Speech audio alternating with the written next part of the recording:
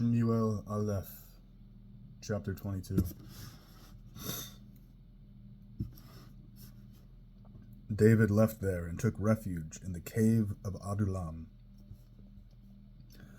When his brothers and the rest of his father's family heard of it, they went down to see him there. Then all the people in distress, in debt or embittered, began gathering around him, and he became their leader. There were about 400 with him.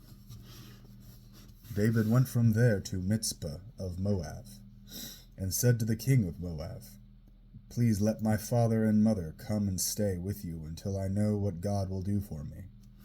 He presented them to the king of Moab, and they lived with him as long as David remained in his stronghold. But the prophet Gad said to David, "Don't stay in the stronghold. Leave and go to the land of Yehudah." So David left and went to the Forest of Heret. Sha'ul heard that David and the men with him had been located. Sha'ul was sitting in Giv'ah, under the tamarisk tree on the hill, with his spear in his hand and all his servants standing around him.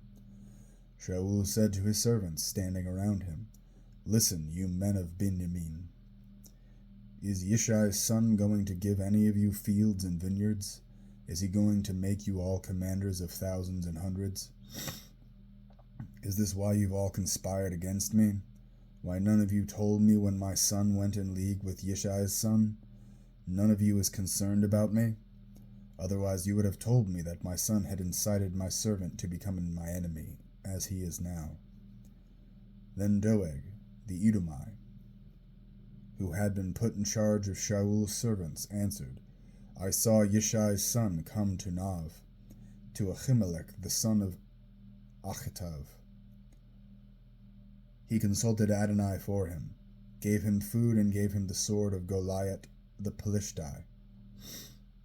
The king sent to summon Achimelekh the Kohen, the son of Achituv, along with all his father's family, the cohanim in Nav, and all of them went to the king.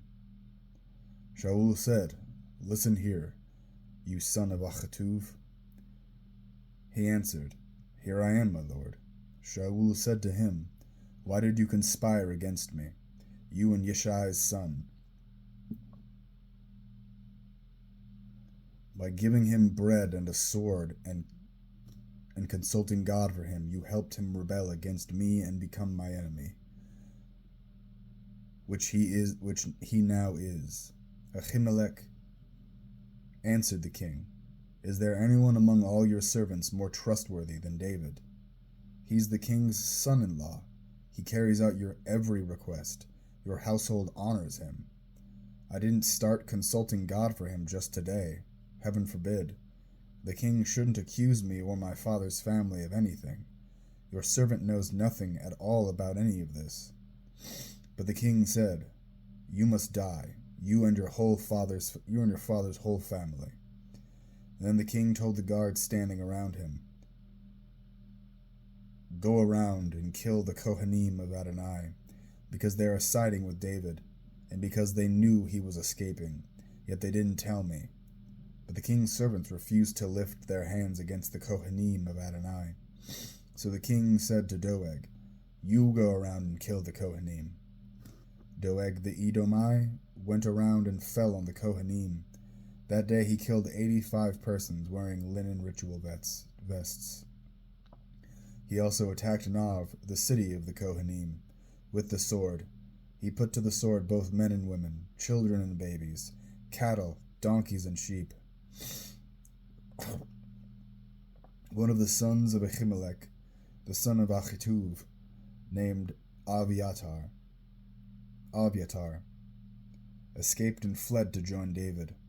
Aviatar told David that Sha'ul had killed the cohanim of Adonai. David said to Aviatar, "I knew it. That day when Do'eg the Edomi was there, I knew he would tell Sha'ul. I caused the death of every person in your father's family. Stay with me, don't be afraid, because the one who is seeking my life seeks yours too. You'll be safe with me."